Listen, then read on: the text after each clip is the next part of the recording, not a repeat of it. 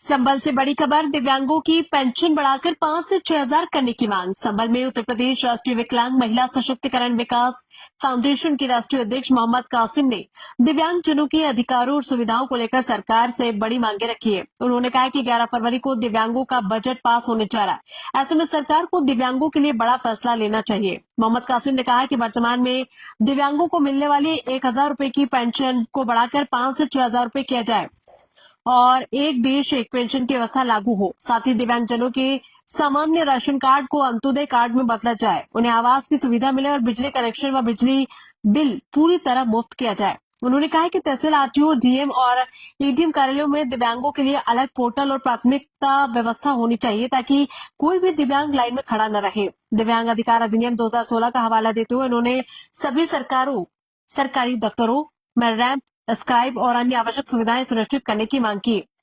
रोजगार के मुद्दे पर उन्होंने कहा है कि inter, BA, MA, BEd special और एमएड योग्यताधारी दिव्यांगों को बिना इंटरव्यू नौकरी दी जाए। अगर सरकार पेंशन नहीं बढ़ाती है तो कम से कम चपरासी या बाबू जैसे पदों पर रोजगार दिया जाए ताकि दिव्यांगजन भटकने को मजबूर न हो।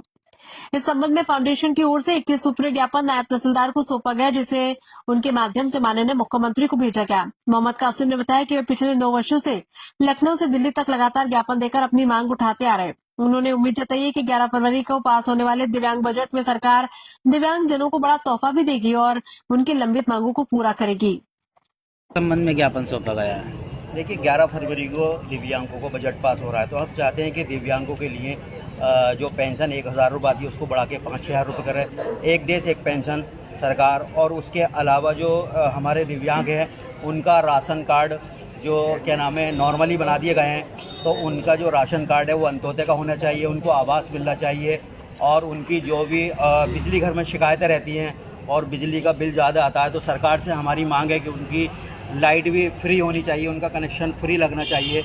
दिव्यांगों के लिए वो चाहे तहसील हो, चाहे वो आरटीओ ऑफिस हो, चाहे वो डीएम ऑफिस हो, एडीएम ऑफिस हो, एडीएम ऑफिस हो, उनका अलग पोर्टल होना चाहिए, उनका सबसे पहले काम होना चाहिए। मैं देखता हूँ कि दिव्यांग लाइनों से बाहर खड़े रहते हैं लेकिन उनकी नहीं सुनते हैं। बाबू जो बैठे रहते हैं अधिकारी, उनके आगे सीसीटीवी कैमरे लगे हुए हैं। तो मैं चाहता हूँ कि हमारा कोई भी दिव्यांग खड़ा नहीं रहे। जब सरकार ने 2016 का एक्ट हमारा लागू कर दिया है तो उसमें बहुत सारी चीज़ें हमारी ऐसी हैं कि दिव्यांग को फैसिलिटी होनी चाहिए। दिव्यांग अगर किसी अधिकारी के ऑफिस ऊपर बने हुए उनकी रैंप होनी चाहिए, उनके लिए स्क्राइब लगाना चाहिए जो उनको परेशानी नहीं हो। तो हम चाहते हैं सरकार से, जो हमारी सरकार के आगे हम मांगे रखते चले आ रहे हैं, हमारी मांगे पूरी होनी चाहिए, जिससे हमारे दिव्यांग उसमें इंटर भी हैं और उसमें BA, MA, BEd, special MEd भी हैं, तो उनको सरकार बिना इंटरव्यू के और उनको नौकरी दे, जिससे हमारे दिव्यांग रोजगार कर सकें। और उनकी पेंशन अगर सरकार नहीं बढ़ाती है तो हम चाहते हैं कि हमारे दिव्यांगों को, चाहे वो 8 क्लास पढ़ा हुआ, चाहे चपरासी की ही दे या बाबू की सरकार उनको नौकरी दे, लेकिन हमारे दिव्यांगजनों को नौकरी ज़रूर दे, जिससे हमारे दिव्यांगजन जो भटकते रह रहे हैं, बहुत गरीब हैं और तीसरी श्रेणी में आते हैं, तो हम चाहते हैं कि हमारे दिव्यांगजनों को इस तरीके से भटकना नहीं चाहिए। कितने सूत्रीय ज्ञापन और किसे सौंपा है? देखिए, हमने नायब तहसीलदार साहब को ज्ञापन दिया है। 21 सूत्रीय हमारी जो मांगे हैं वो हमने ज्ञापन दिया है। जय हिंद, जय भारत। ये मांगे कब से उठाते आ रहे हैं, कितने साल हो गए? हम 9 साल से अपनी मांगे उठाते चले आ रहे हैं। वो चाहे लखनऊ से लेकर दिल्ली तक, और दिल्ली से हर साल में हमारे बहुत सारे ज्ञापन एडीएम साहब के माध्यम से, सिटी मजिस्ट्रेट साहब के माध्यम से हमारे, और नायब तहसीलदार साहब के माध्यम से हमारे ज्ञापन सरकार को जाते रहते हैं।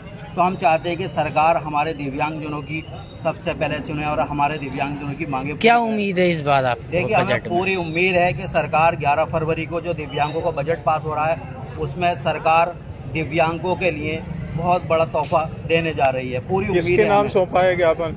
नायब